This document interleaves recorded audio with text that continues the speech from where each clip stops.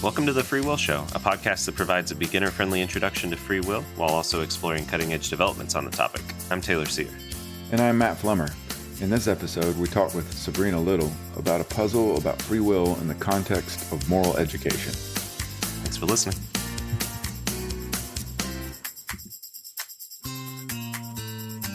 I'm happy to introduce Sabrina Little, assistant professor in the Department of Leadership and American Studies at Christopher Newport University. Sabrina works on virtue ethics, moral psychology, and classical philosophy, and she's published several articles in these areas. In addition to being a professional philosopher, though, Sabrina is a trail, road, and ultramarathon runner, and her career highlights include being five-time U.S. national champion, five-time U.S. national team member, and world silver medalist, team gold medalist from 2013. Sabrina brings the worlds of running and philosophy together in a lot of her writing, including in her book, The Examined Run, Why Good People Make Better Runners, which was published by Oxford University Press last year, 2024. And the book's fantastic. I highly recommend it. Everyone should get a copy of it. And while the book isn't mainly about free will or the things that we normally talk about on this podcast, Sabrina does address a puzzle about free will in the context of moral education, and we've asked her to join us to talk about that today. So welcome to our show, Sabrina. Could you start by telling us a bit about yourself, your work, how you came to be interested in working on issues related to free will, like those that come up in the paradox of moral education? Yeah, great.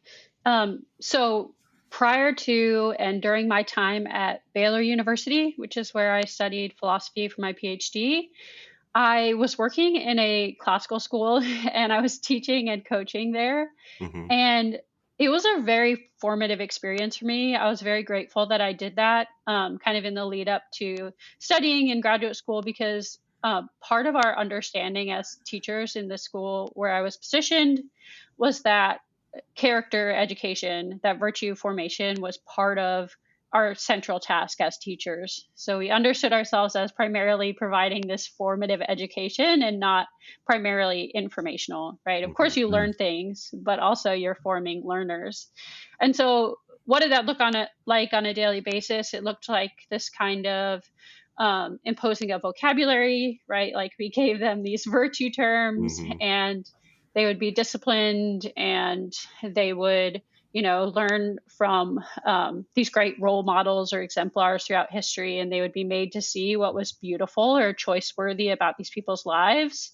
But at the same time, so we're giving them that sort of grounding in a good life. But the image on the other side that we were shown was like, well, this is a liberal arts education. The liberal arts are about freedom making, right? So we're making them free, but we're doing it through this daily process of discipline and imposing, like ideas of good and bad and right and wrong. And so there was a little bit of a mismatch there. I don't know, it seems strange. Or, when you read something like Plato's Myth of the Cave and you see this learner who's educated, and how is he educated? Well, he's pulled out of the cave kind of against his will. Right. He has to traverse this steep upward way and be turned to see the light, and it's jarring, and the experience is freeing. So that kind of mismatch of what process are we doing and where is it taking us, I think was immediately interesting to me. So I was grateful to find the literature when I got to Baylor on these questions. Mm-hmm.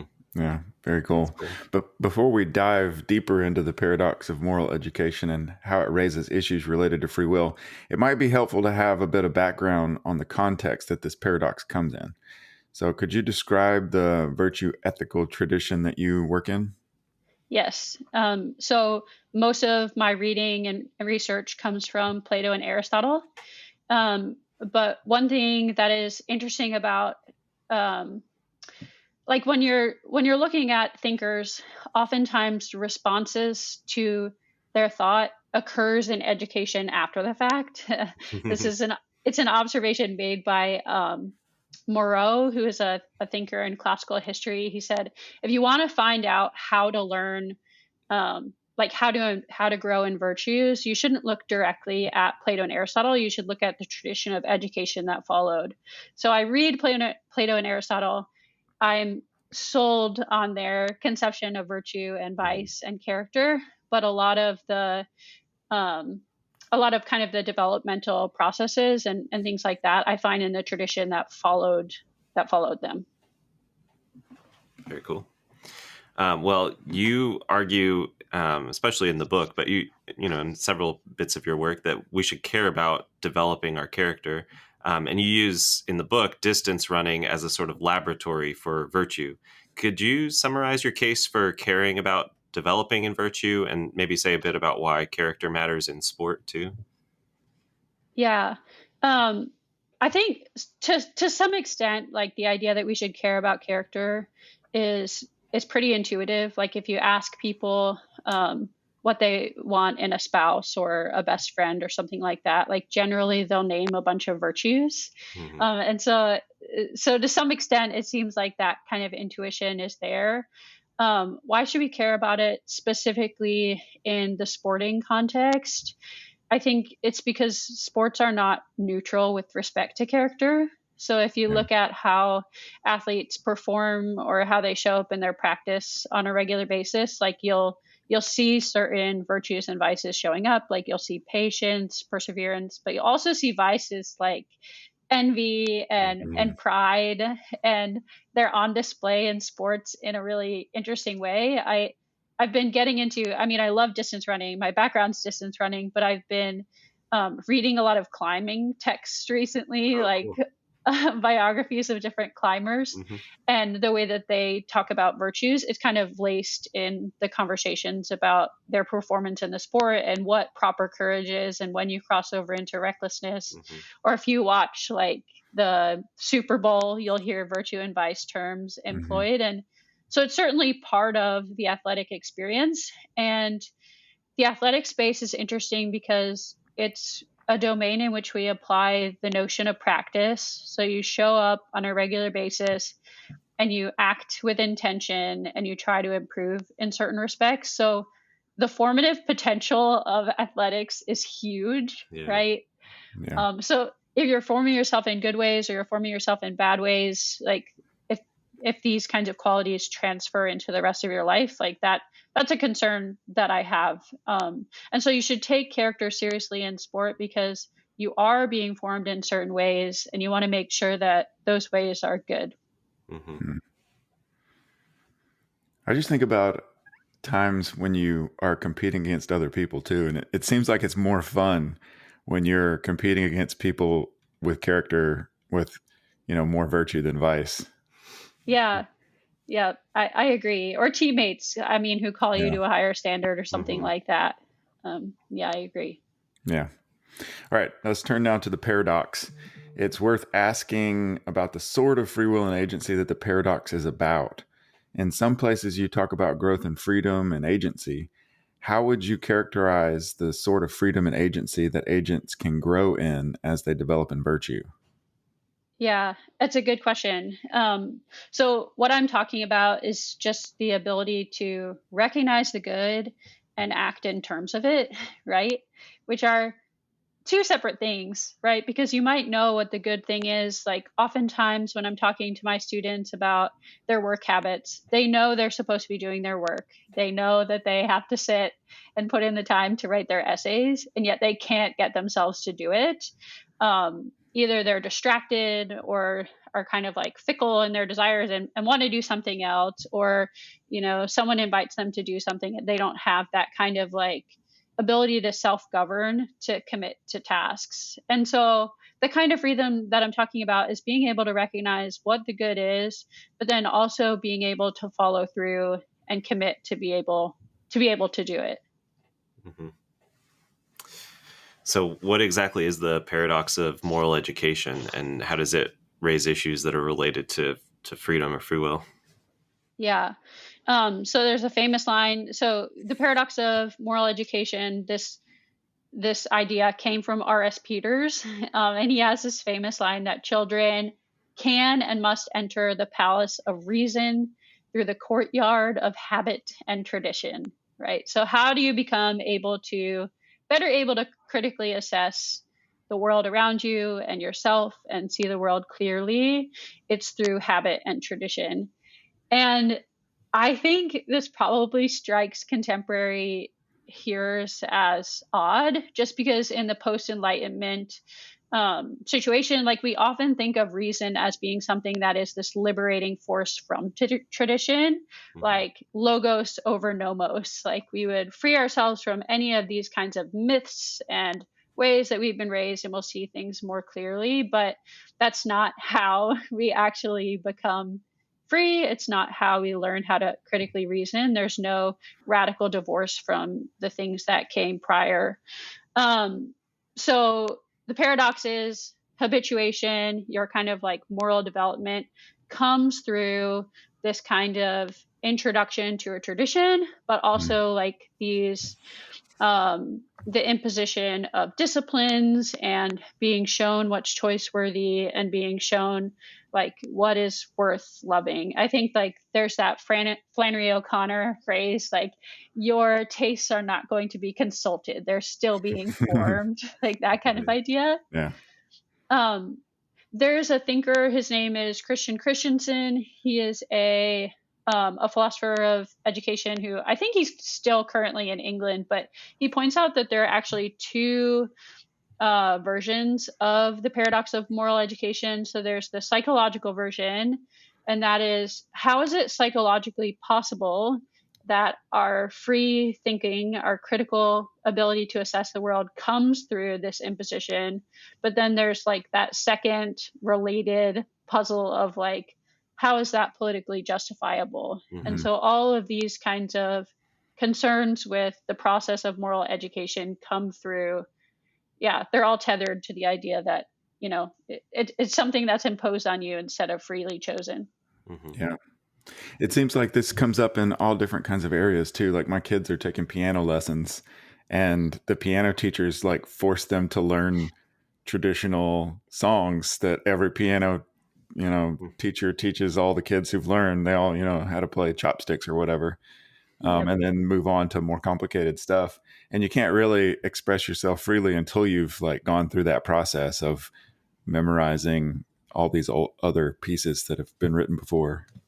Yeah, I like that comparison. I like drawing on other domains to understand it better. I think writing is similar. No one wants to do the grammar. No one wants to sit and learn like A blank E sounds like A, all those basic rules. But then once you have those rules, you develop freedom with respect to using them in a winsome way and can communicate well. It's Mm-hmm. often a product of mastery, and character is the same way. Like you're submitting yourself to reason, you're being able to self-govern well, and then that from that comes freedom. Mm-hmm.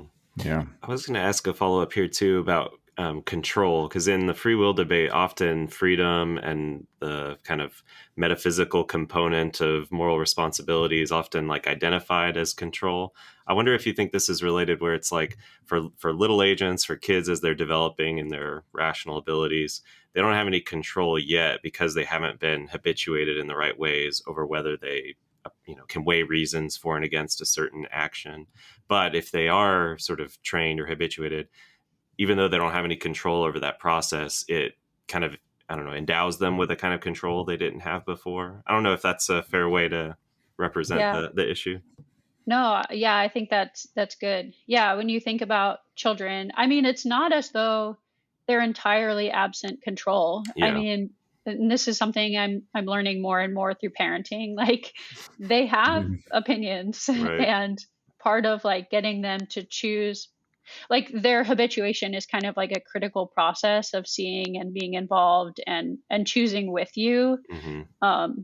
And then you kind of scale back at some point a little bit more and more, and so they have that kind of ability to freely choose, but it's something that is kind of developed together. You develop it with your kids. Mm-hmm.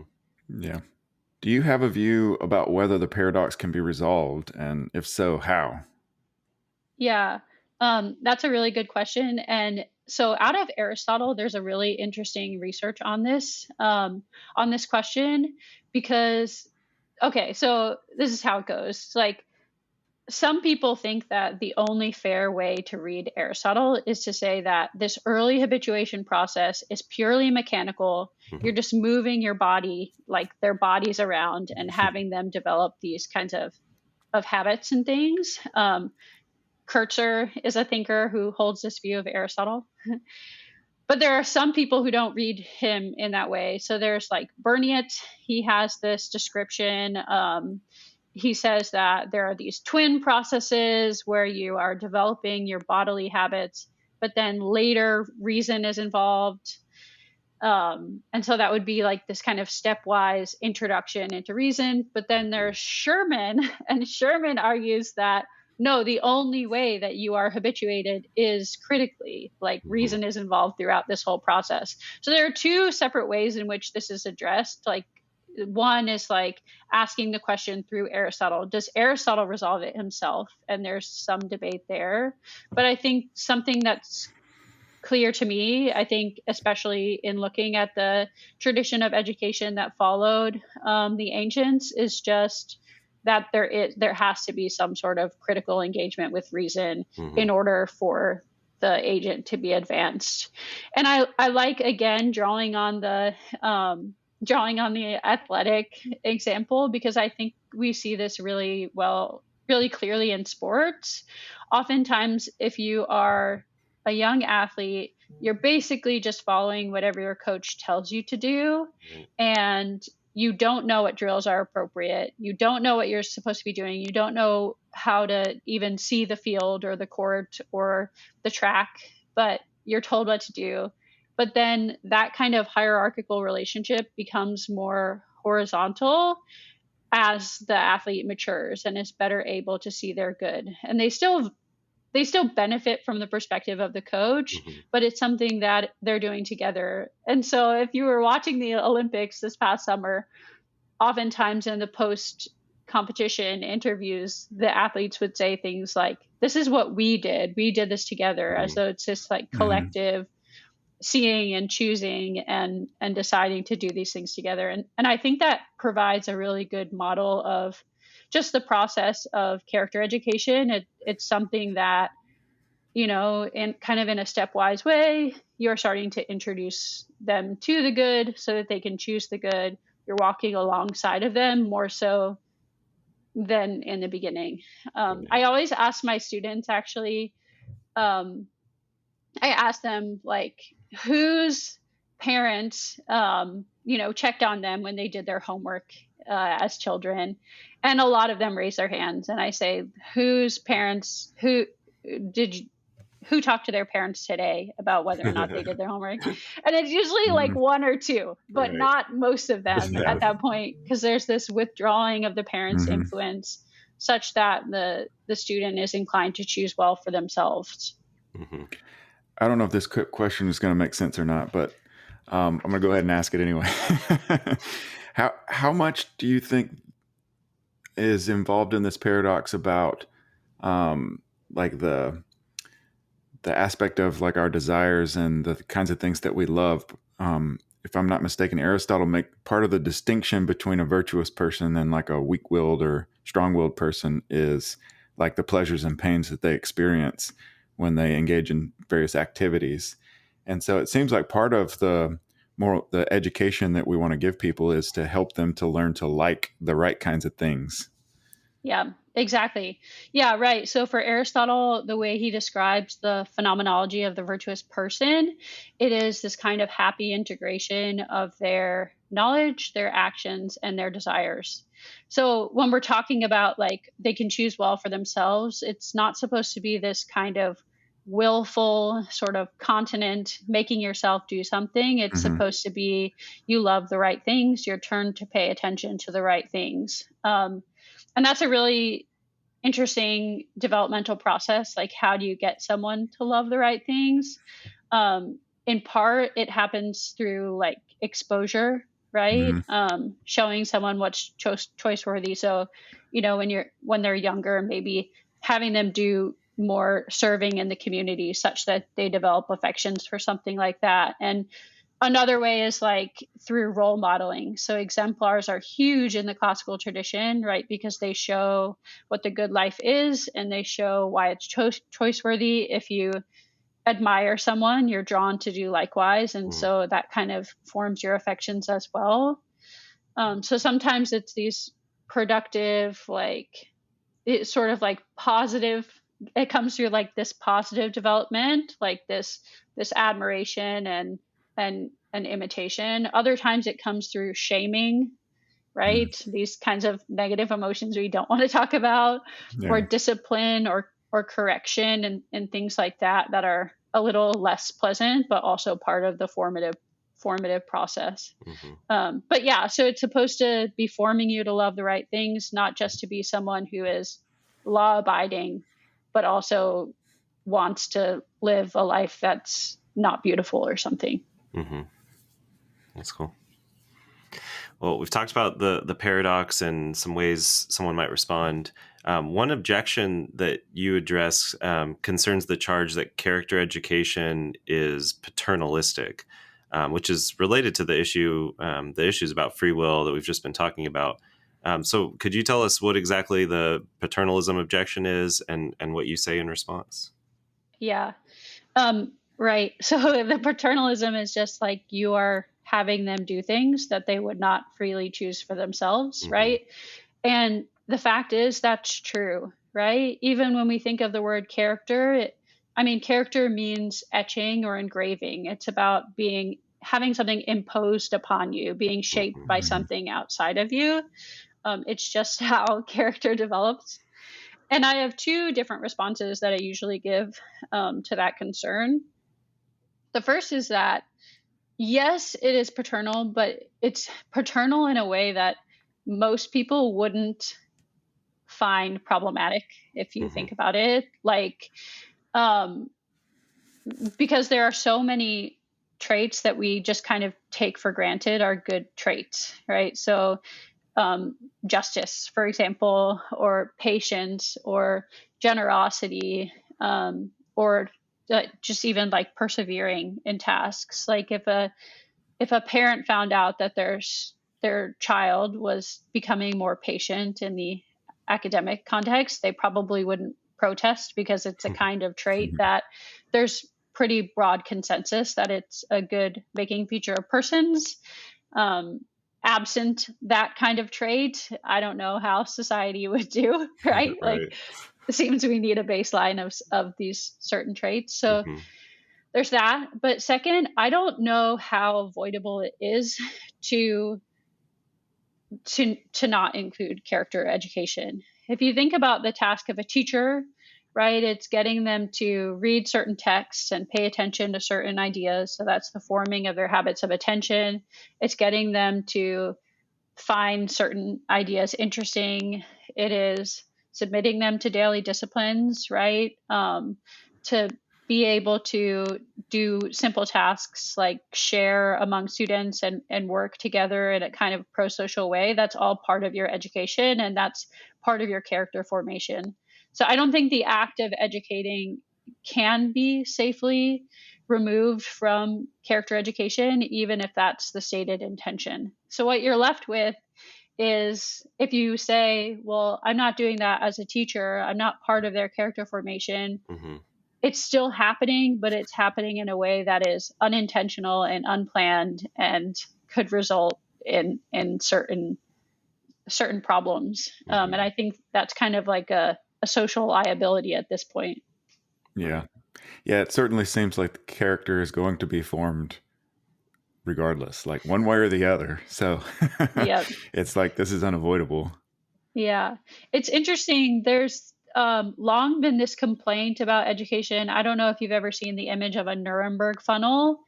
It's this picture of like a small student who is just sitting passively in a chair, and their face is vacant, and there's a funnel in there at the top of their head, and the teacher's just putting information directly into their brain Mhm. as a like that is what education has Right. become. The Yeah. students are just kind of passive recipients, but that's not what education is. Education is this sort of transformation um, of your ability to think well and choose well, and to draw the right conclusions when you read something, and to be able to pursue worthy objectives. Like, all of these are part of your education. It's not there's no change if you are just passively giving information. Character is going to be part of the process, this kind of etching and imprinting and redirecting of their attention. Yeah, cool. So let's move back to running. Any further thoughts on how running might be relevant for growth and freedom and agency?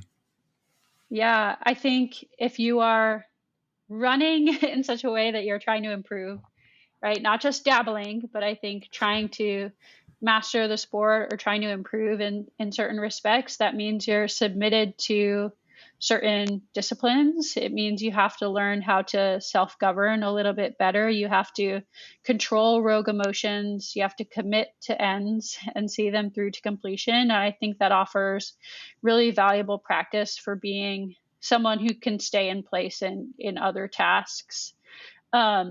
So yeah, that kind of like being able to control your emotions, I think is a huge part of being a free person, not just exploding because you get angry about something. Like if you're someone who tantrums really easily or is distractible or fickle, you won't perform well, at least in distance running. So I think it's a kind of practice that is complementary with being someone who can have who can have minimal, at least minimal success in other areas of life. I think those kinds of skills transfer really well. Yeah, and it seems like this is the kind of thing that generalizes. So for someone like me, I've got some physical limitations where I can't do ultra marathons, but so well, I guess what I want to hear from you is that there's hope for me in other areas. Yeah. I mean, honestly, I talk about distance running because it's the space that I know really well, but you can do the same kind of formative work in any intentional practice like gardening, or even in your scholarship, right? Like practicing being a certain kind of thinker, being fair-minded, showing up on a daily basis. You have your paper rejected and the next day you're still writing, like those kinds of acts of resilience. It comes from any manner of social practice. As we're wrapping up, do you have any other thoughts on how, developing in freedom in the way that we've been talking about in the context of this paradox, or just developing in virtue more generally, is kind of related to a good, happy, flourishing life? Yeah, I think one thing that we get from the ancients that's really valuable is this kind of tradition of inquiry, of thinking about what a good life is, what it means to be happy, and freedom is certainly a part of that. But the way that they describe a happy life is one that is in part constituted by virtues. And so if you work on your character, you are on balance going to have a better life than someone who doesn't. And you can see how this would be the case, right? So say you are a person who is regularly controlled by your anger instead of thinking clearly and responding well.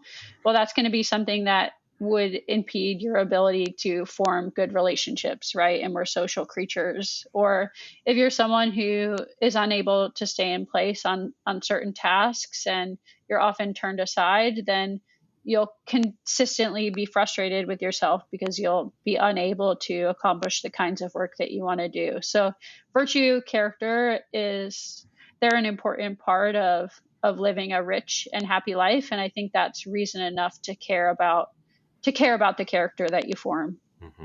Yeah, very cool. Well, thanks so much, Sabrina. This has been awesome. If listeners want to follow what you're working on now, where can listeners go to follow your work? Thanks. I am on X and Blue Sky. I often post kind of public philosophy articles on those spaces. I have a website, sabrinalittle.com.